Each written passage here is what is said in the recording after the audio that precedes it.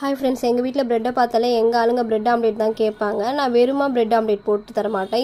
இதில் பார்த்தீங்கன்னா தக்காளி, வெங்காயம், கேப்சிகம் இது மூணுத்தையுமே போட்டு சாப் பண்ணுற பாக்ஸ்குள்ளே போட்டு நல்லா சாப் பண்ணிவிடுவேன். இதில் பண்ணால் ரொம்ப குட்டி குட்டியாக இருக்கிறதுனால இவங்க சாப்பிட்ருவாங்க. கொஞ்சம் பெருசாக இருந்தால் சுத்தமாக வாயிலே வைக்காதுங்க. அதுக்கப்புறம் இதில் ஒரு 3 முட்டையை போட்டு வடித்து ஊற்றிட்டு பெப்பர் சால்ட்டன் போட்டு ப்ரெட் ஆம்லேட் போட்டு கொடுத்துருவேன். ஒரு ஆளுக்கு 2 ப்ரெட்டு போட்டு கொடுத்தா கம்முன்னு சாப்பிட்டு போயிடுவாங்க. எங்கள் ஆளுங்க மட்டும்தான் அப்படி இருக்காங்களா, இல்லை எல்லா பசங்களும் அப்படி தான் இருக்குமான்னு எனக்கு தெரியல. எங்கள் வீட்டில் எங்கள் ஆளுங்க ஏதாவது ஸ்நாக்ஸ் செஞ்சு கொடு சொல்லிக்கிட்டே தான் இருப்பாங்க. அதுக்கேற்ற மாதிரியே நானும் செஞ்சு கொடுத்துட்டே தான் இருப்பேன். இன்றைக்கி ஏதோ ப்ரெட் இருந்தனால தப்பிச்சிட்டேன். நாளைக்கு என்ன செஞ்சு கொடுக்குறது தெரியல. என்ன கேட்குறாங்களோ அவங்க தான் சூஸ் பண்ணுவாங்க, இதை செஞ்சு கொடுங்கன்னு சொல்லிட்டு அதுக்கேற்ற மாதிரி செஞ்சு கொடுத்தா கம்முன்னு சாப்பிட்டு இருப்பாங்க. எங்கள் வீட்டில் எப்பயுமே அப்படி தான் பசங்க. உங்கள் வீட்டில் அப்படின்ட்டு நீங்கள் கமெண்ட் பண்ணுங்கள்.